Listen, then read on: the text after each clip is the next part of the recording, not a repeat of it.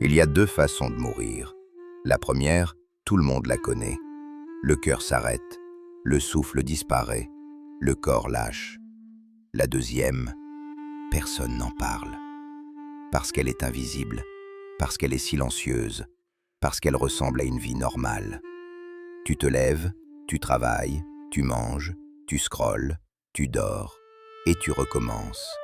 Demain, après-demain, la semaine prochaine, l'année prochaine, sans jamais vraiment vivre.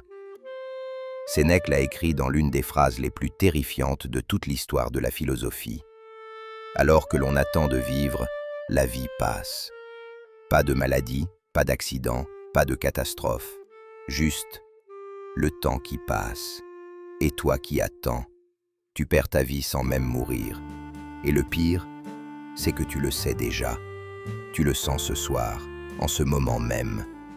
Dans les prochaines minutes, je vais te montrer exactement comment ça se passe. Et surtout, comment arrêter avant qu'il ne soit trop tard.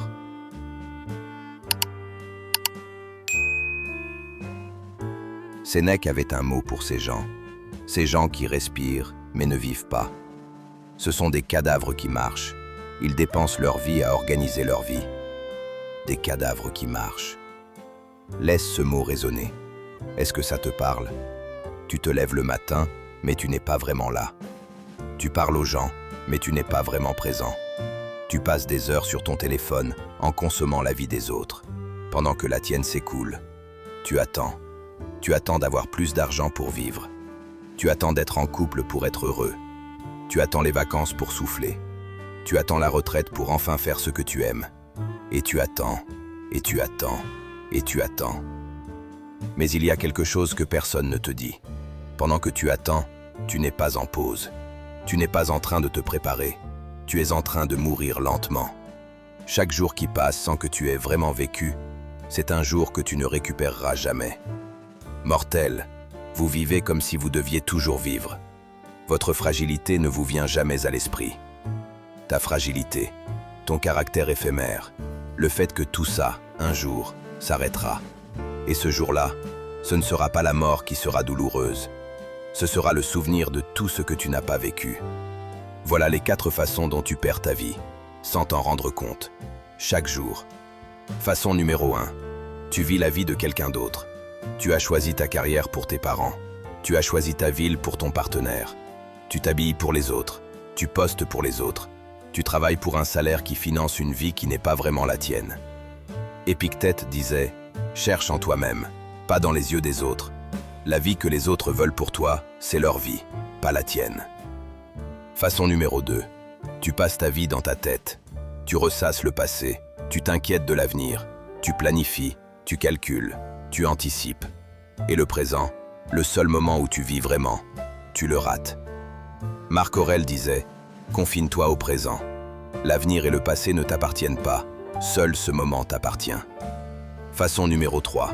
Tu échanges ton temps contre de l'argent. Et tu appelles ça « vivre ». Tu sacrifies tes matins. Tu sacrifies tes soirées. Tu sacrifies tes week-ends. Tu sacrifies ta santé.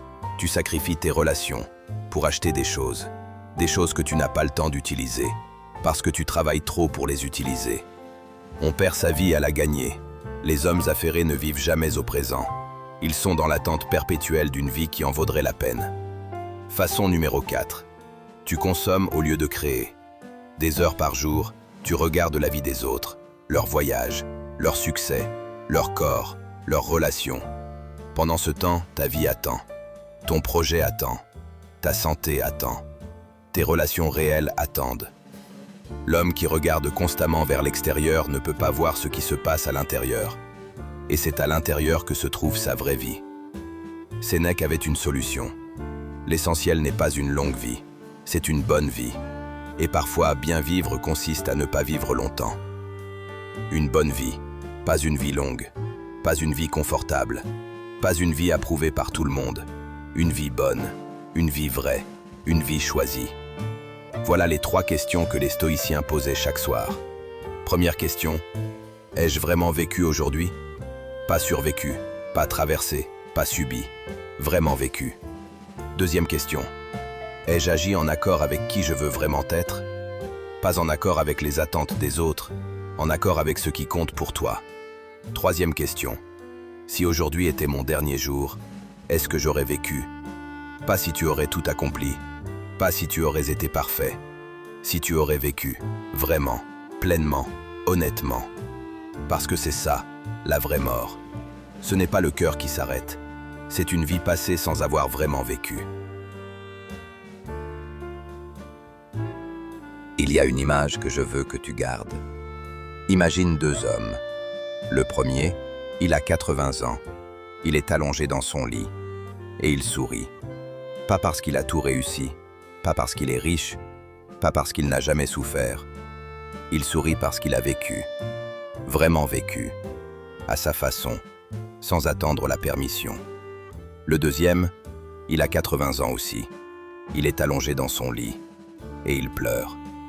Pas parce qu'il a échoué, mais parce qu'il réalise qu'il n'a jamais vraiment commencé. Ces deux hommes ont le même âge, le même corps usé, la même mort qui approche. Mais une vie, une seule, a été vraiment vécue. Lequel de ces hommes veux-tu être? La réponse, tu la connais déjà. La question est, qu'est-ce que tu changes aujourd'hui pour ne pas perdre ta vie sans même mourir? Dis-moi en commentaire, une seule chose. La première chose que tu vas vraiment faire pour commencer à vivre. Je lis tous les commentaires, je réponds aux plus honnêtes. Lucidité brute,